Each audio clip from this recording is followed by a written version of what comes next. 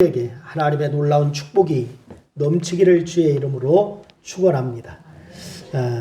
현대교회에 특히 대형교회를 보면은 여러 가지 프로그램이 많이 있습니다.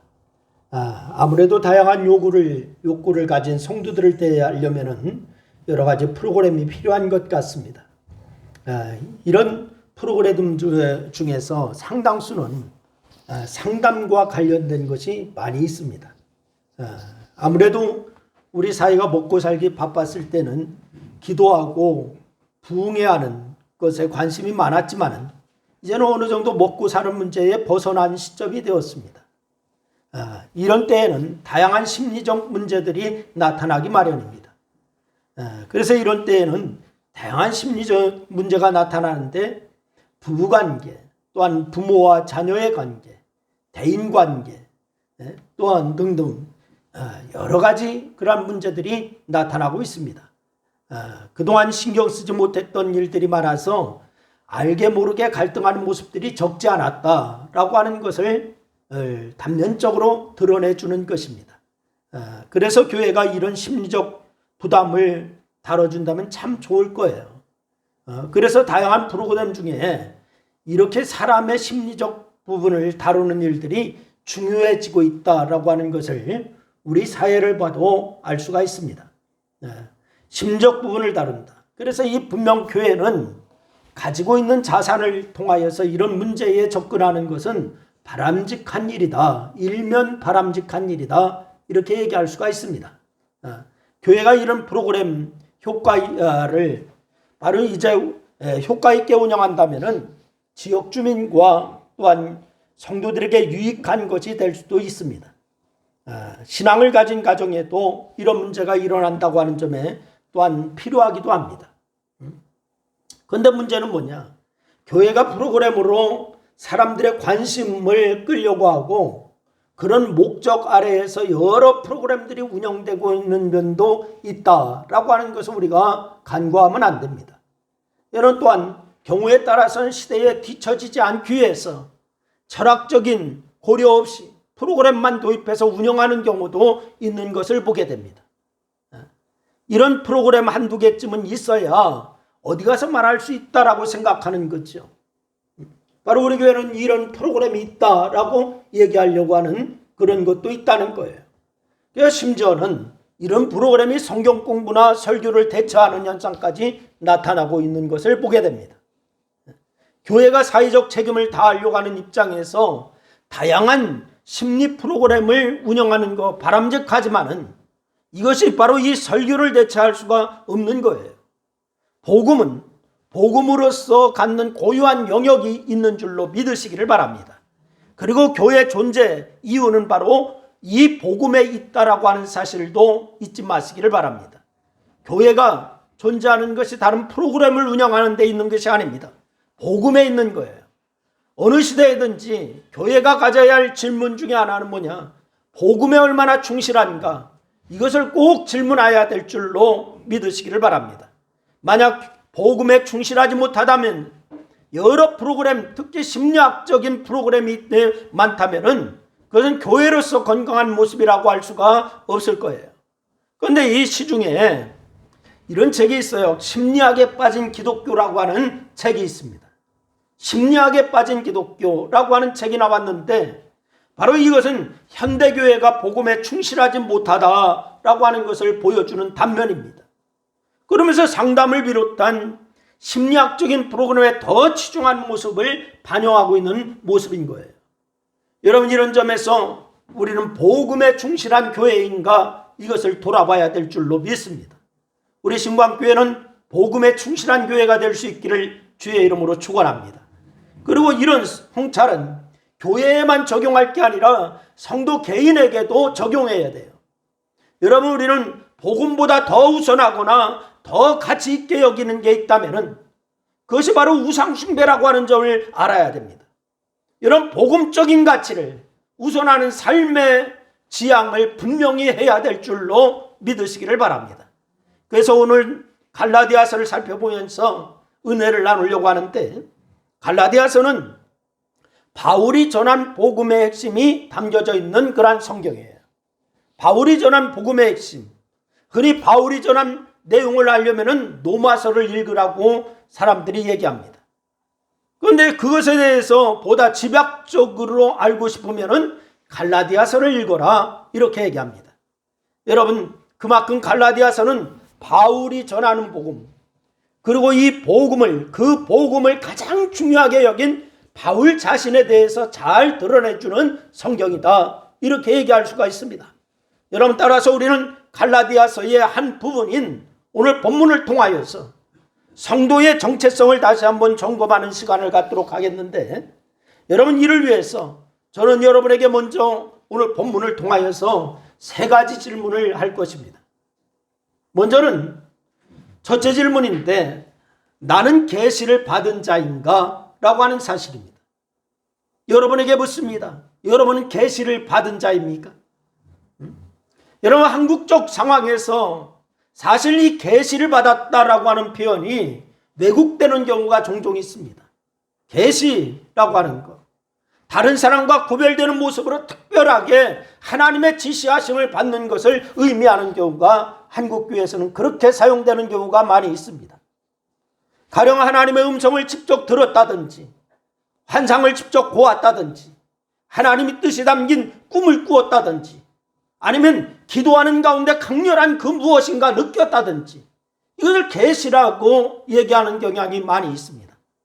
이처럼 그런 경험적인 현상에 맞춰서 계시를 이해하는 경향이 많이 있는데, 그런데 우리가 잘 알아야 할 것은 이런 경험적인 것들은 개인마다 다 다를 수가 있다라고 하는 사실을 먼저 인식하시기를 바랍니다.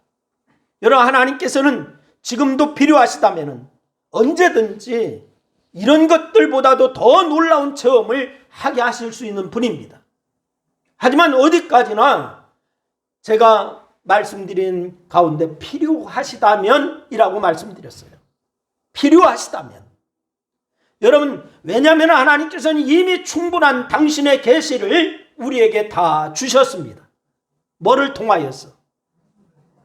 하나님의 말씀을 통하여서 이미 필요한 계시를 다 주셨습니다. 여러분, 따라서 오늘날 우리가 경험하는 모든 계시적인 현상들은 오로지 성경에 비추어서 판단할 필요가 있다라고 하는 사실을 기억하시기를 바랍니다. 아무리 뭘 봤다, 뭘 체험했다 한다 할지라도 성경에 비추어서 아니라고 하면 아닌 거예요. 여러분, 어쨌든 한국이라고 하는 상황에서 계시를 받았는가라고 하는 질문은 사실 왜곡될 수가 있다라고 하는 사실을 기억하시기를 바라요.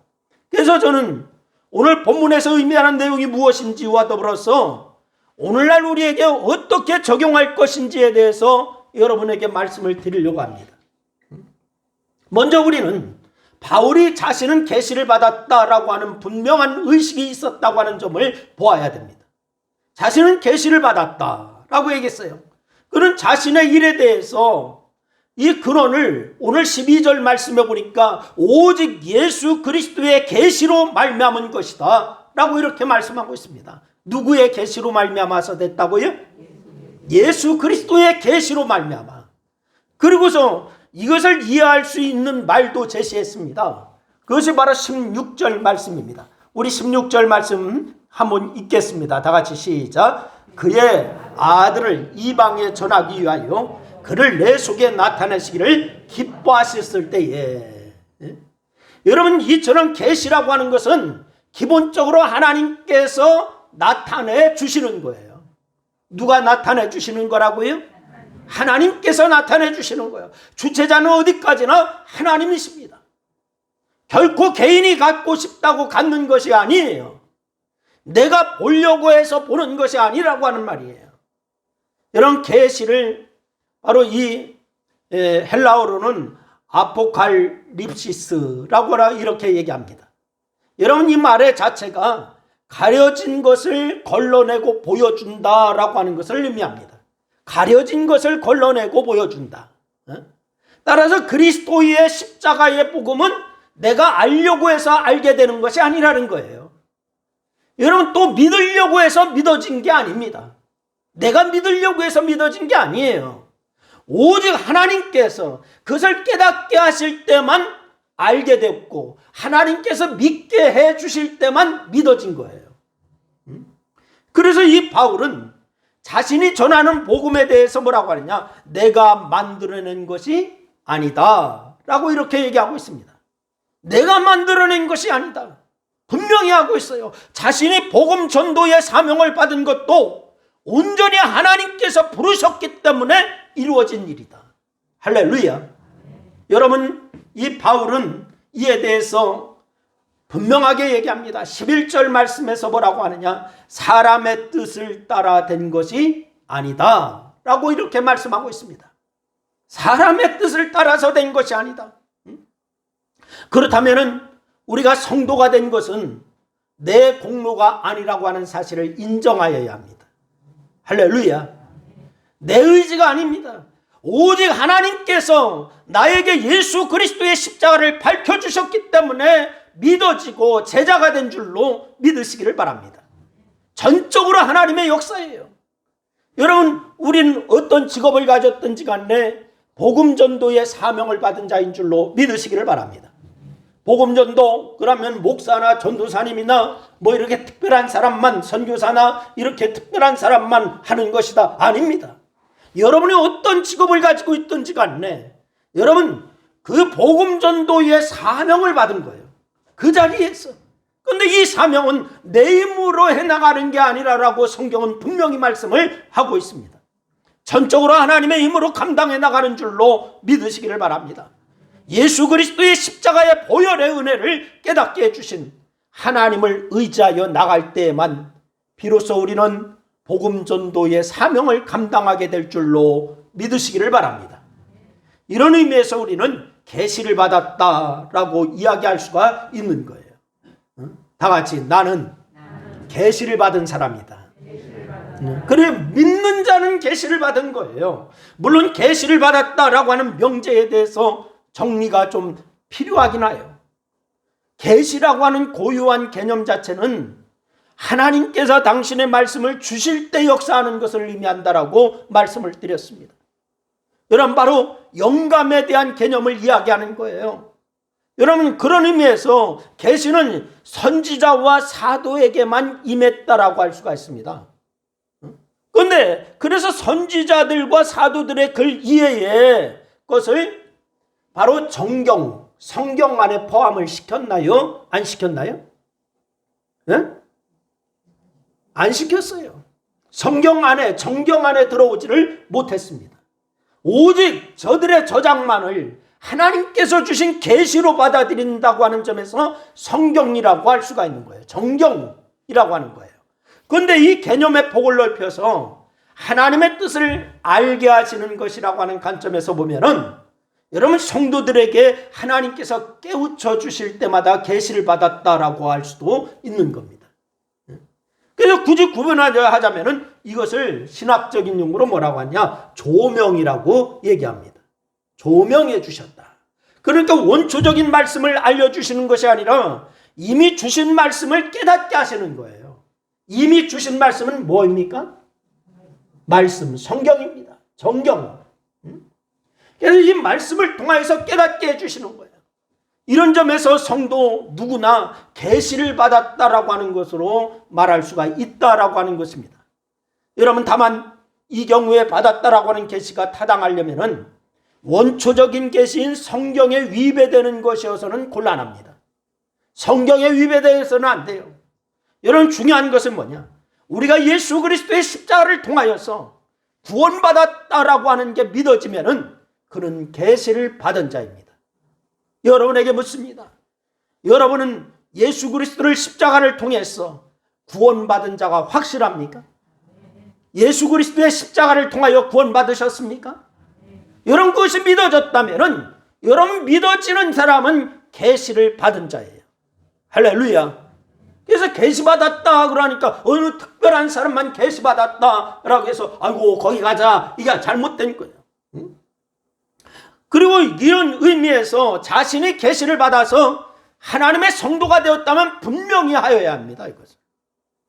여러분, 그것은 내 의지나 힘이 아닙니다. 오직 하나님께서 나로 하여금 깨닫게 하시고 믿게 해주셨다라고 하는 사실을 먼저 기억할 수 있기를 바랍니다. 오로지 하나님의 은혜만이 우리에게 존재의 근원이 되는 줄로 믿으시기를 바랍니다. 두 번째 질문입니다. 여러분, 나는 복음을 위하여 합당한 노력을 하고 있는가? 그렇다면 나는 계시를 받은 자가 확실하다면, 그러면 두 번째로 나는 복음을 위하여 합당한 노력을 하고 있는가? 여러분 스스로에게 질문을 해보시기를 바랍니다. 잊지 말아야 할 것은 구원받은 거, 사명받은 거, 계시를 받는 데에는 우리의 공로가 들어갈 틈이 전혀 있다 없다? 없습니다. 단길도 우리의 공로가 들어가서는 안 되는 거예요. 전적으로 하나님의 역사이기 때문에 그렇습니다. 여러분, 하지만 이렇게 해서 이미 구원의 믿음을 받은 자라면은 그것에 맞는 합당한 노력을 해야 한다고 하는 점을 잊지 마시기를 바랍니다. 다시 말씀드리지만은 구원을 받기 위한 노력이 아닙니다. 여러분, 구원받은 자로서 또는 하나님의 사랑을 받은 자로서 그의 합당한 모습이 되기 위해서 노력을 하여야 되는 줄로 믿으시기를 바랍니다. 여러분 모두가 구원받은 자로서 노력하세요. 하나님의 영광을 위해서. 이것은 바울을 예로 들 수가 있어요. 여러분 오늘 11절 말씀해 보니까 이렇게 얘기하고 있습니다. 내가 전한 복음은 이라고 얘기하고 있어요. 내가 전한 복음은, 그 사명을 받은 이후에 복음을 전하는 일로 사람들을 만났기에 자신에 관하여서 이야기하면서 내가 전한 복음은 이라고 시작하고 있습니다. 그 후에도 여러 지명을 거명을 대고 있는데요. 바울이 여러 지명을 거론하는 것이 17절 말씀해 보니까 아라비아로 갔다가 다시 어디로 돌아갔다? 다메섹으로 돌아갔다. 그리고 18절에 보니까 3년 후에 누구를 방문하려? 게바를 방문하러 어디로 올라갔다? 예루살렘으로 올라갔다. 21절에 보니까 그 후에 어디로? 수리아 왕 길리기아 지방에 이르렀다. 이렇게 얘기하고 있습니다. 여러분 이것은 그가 구원받자마자 복음을 위하여 전하기 위해서, 복음을 전하기 위해서 그렇게 이리저리 이동한 것을 얘기하는 거예요. 그만큼 노력했다라고 하는 것을 이야기하고 있는 거예요. 여러분 전에는 복음을 핍박하기 위해서 돌아다녔습니다. 하나님의 부름을 받은 이후로는 복음을 전하기 위해서 돌아다녔어요. 전에는 하나님을 믿는 자들을 핍박하기 위해서 돌아다녔지만은 이제는 계시를 받은 이후에는 바로 복음을 위해서 돌아다니는 자가 되었다는 거예요. 바울의 이런 행보가 사람들에게도 확연하게 나타났어요. 그래서 전에 핍박하던 모습을 알던 자들이 뭐라고 하냐? 바울이 복음을 전하는 것을 보고는 놀라면서 하나님께 영광을 돌렸더라. 24절 말씀에 분명히 우리에게 말씀을 주고 있습니다. 여러분 바울이 열심히 복음을 전하는 자의 모습을 전제로 이야기가 다루어지고 있습니다. 여러분 바울이 복음을 전하는데 열심히 노력하지 않았다면 이런 표현들은 나올 수가 없는 거죠. 또한 굳이 본문이 아니라도 바울이 복음을 전하기 위해서 애쓰고 노력한 것을 부인할 사람은 아무도 없을 거예요. 여러분 부르심을 받은 이후에 그의 삶은 전적으로 복음을 위해서 사는 그러한 삶이었으니까요. 그렇다면 바울의 이런 모습을 통하여서 나 자신에게 여러분 질문을 던져봐야 돼요. 여러분 스스로에게 질문을 던져야 됩니다. 그럼 나는 복음에 합당한 노력을 얼마나 하고 있는가? 여러분 스스로에게 이 질문을 꼭 하여야 합니다. 나는 복음에 합당한 노력을 얼마나 하고 있는가?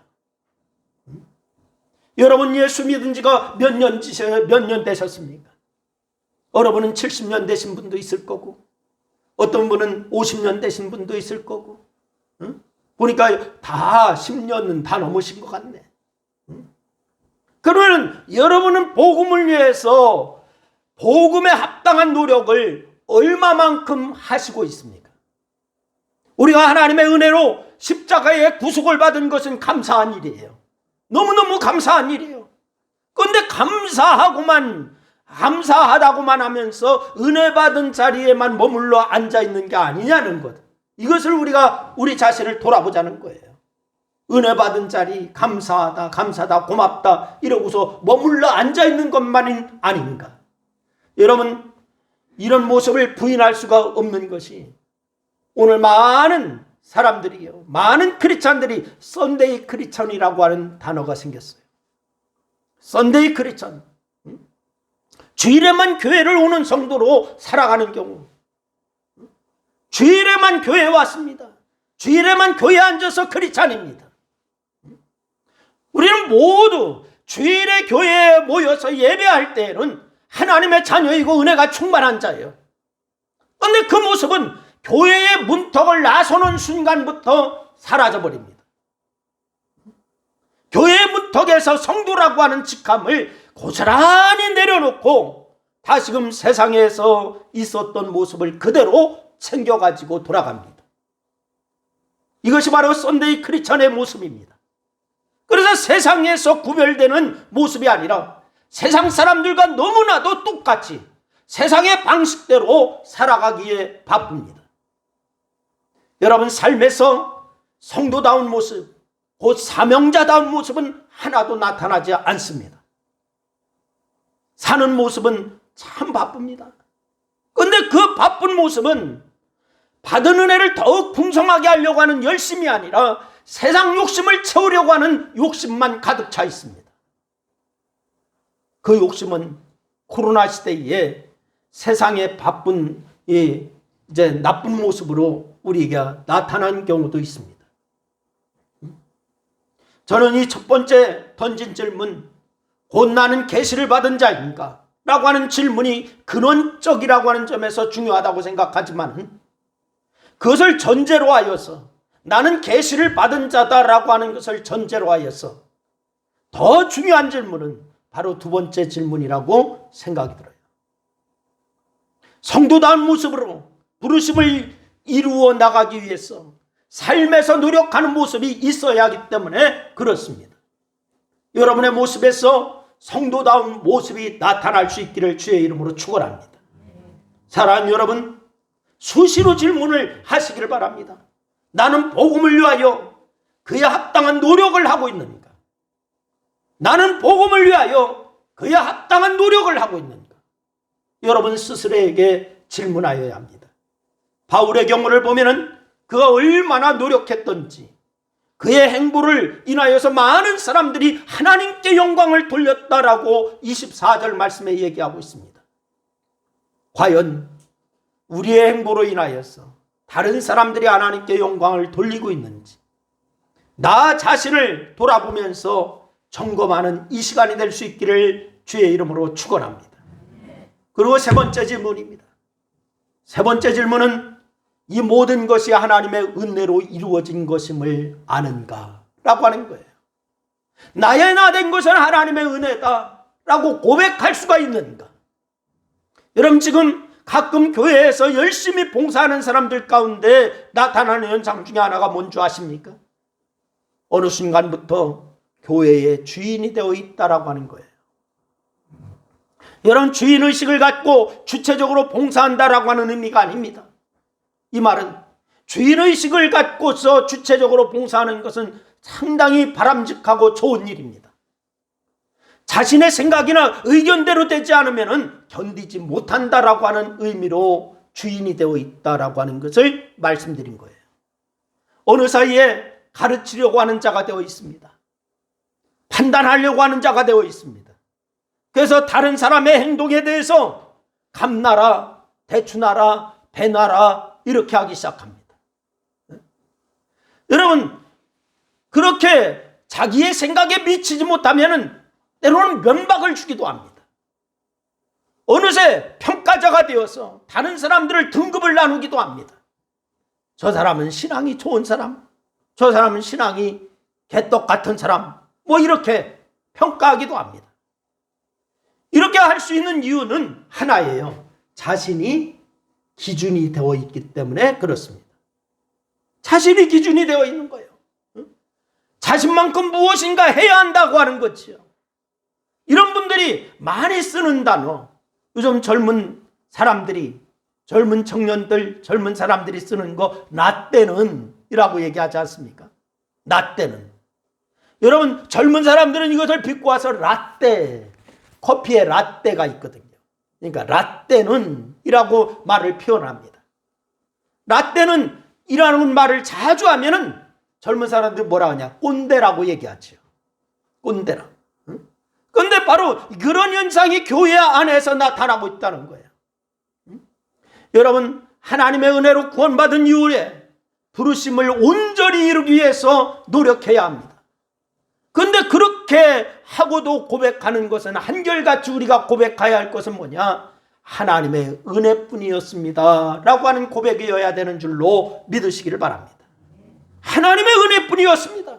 진정으로 하나님의 은혜가 아니면 성도답게 노력하는 것조차 가능하지 않기 때문에, 그래서 정말로 은혜롭게 사명을 감당하는 자는 한결같이 이야기합니다. 나 때문이 아니라 저는 아무것도 한 것이 없습니다. 다만 하나님의 은혜뿐입니다. 이 고백입니다. 할렐루야. 우리 신광교회 모든 성도가 이런 고백이 있기를 주의 이름으로 축원합니다. 사랑하는 여러분, 교회다워질 수 있기를 바랍니다. 성도다워질 수 있기를 바랍니다. 오직 우리 자신이 하나님의 은혜로 구원받고 세움을 입은 자라고 하는 것을 다시 생각할 수 있기를 바랍니다. 그런 은혜를 받은 자만큼 이 세상에서 조용히 섬기는 자세로 노력해야 한다고 하는 점도 잊지 마시기를 바랍니다. 그렇게 하고서도 우리의 고백은 여전히 하나님의 은혜뿐입니다 라고 하는 고백이어야 될 줄로 믿으시기를 바랍니다.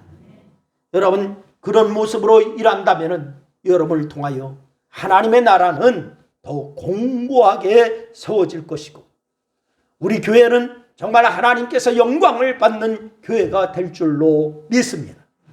또한 여러분을 통하여서 하나님은 놀라운 복과 은혜로 함께 하실 줄로 믿습니다. 이런 모든 축복이 여러분에게 넘치기를 주의 이름으로 축원합니다. 기도하겠습니다.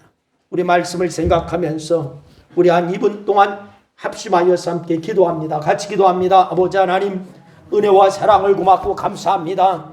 오늘도 아버지 하나님 우리에게 말씀 주셔서 감사합니다.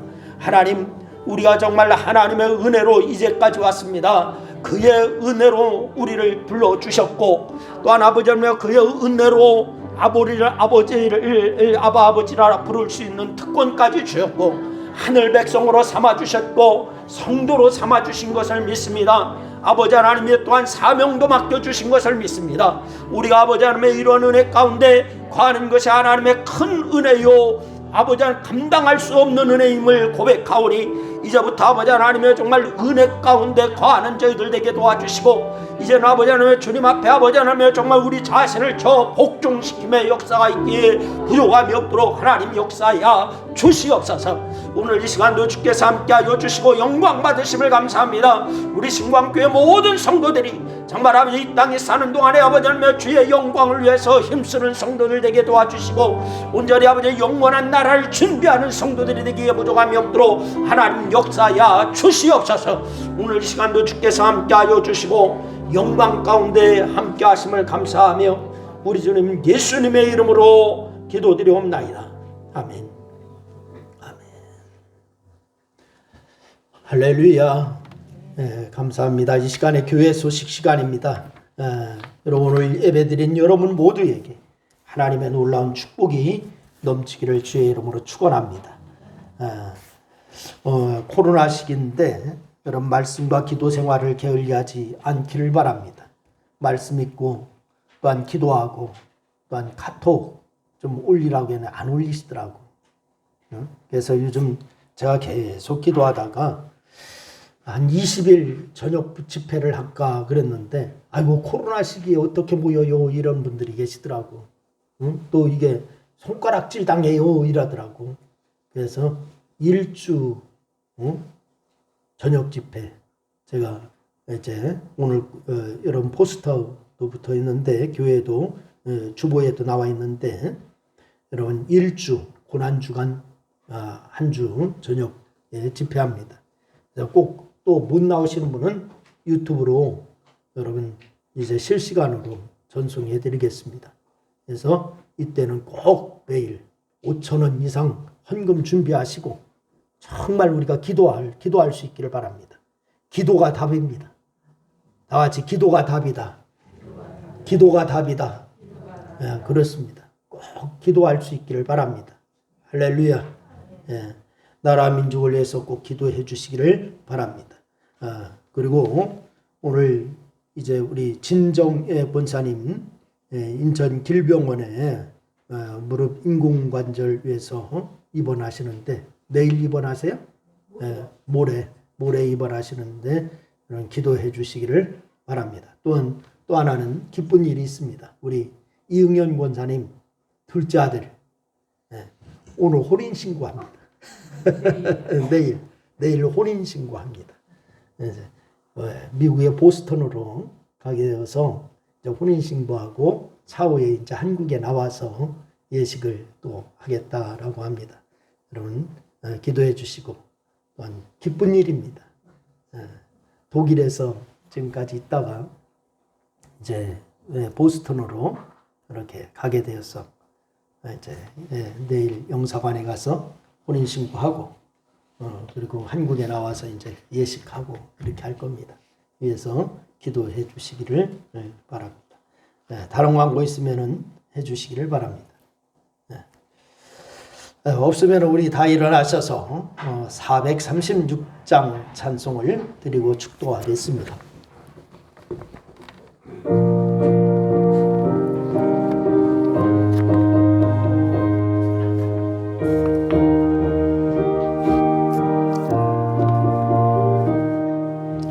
나 이제 주님의 새 생명 얻었고 옛 것은 지나고 새 사람이로다.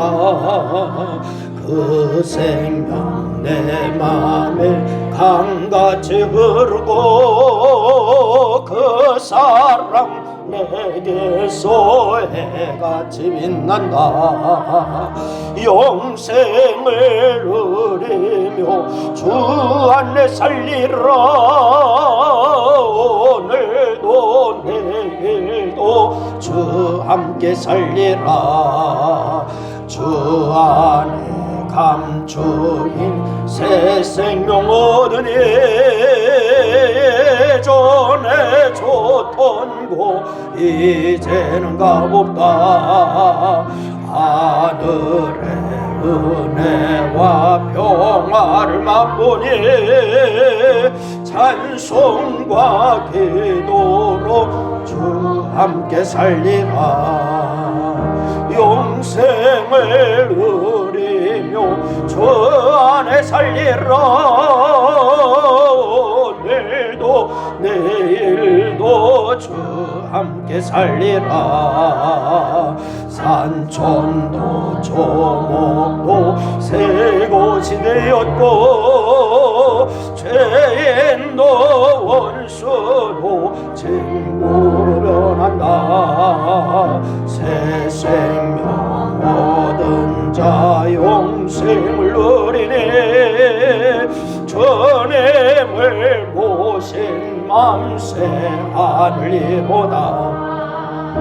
영생을 누리며 주 안에 살리라. 오늘도 내일도 주 함께 살리라. 주 따라가는 길 험하고 멀어도 찬송을 부르며 뒤따라가리라. 나주를 모시고 영원히 살리라. 날마다 섬기며 주 함께 살리라.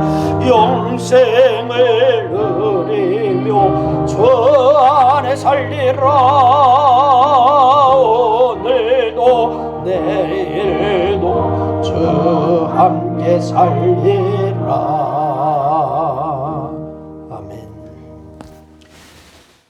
지금은 죄인을 의인으로 변화시켜 주시기 위해서 고난의 종으로 오셔서 십자가에 달려 죽으시기까지 모든 고난을 한 몸으로 감수하시고 고초를 당하신 예수 그리스도의 은혜와 아들을 희생하시기까지 저희를 사랑하시는 하나님 아버지의 사랑하심과 구원받은 자의 삶을 성도들에게 적용시키고 온전한 삶을 이루어가도록 날마다 인도하시는 성령님의 역사하심이 오늘 또한 갈라디아서 말씀을 통하여서 은혜 가운데 우리를 부르셨다라고 하는 확신을 가지고 세상으로 나가는 사랑하는 성도들 무리의회와 저들의 가정과 직장과 사업과 이 나라와 교회 위에 이제로부터 영원토록 함께하옵시기를 축원하옵나이다. 아멘.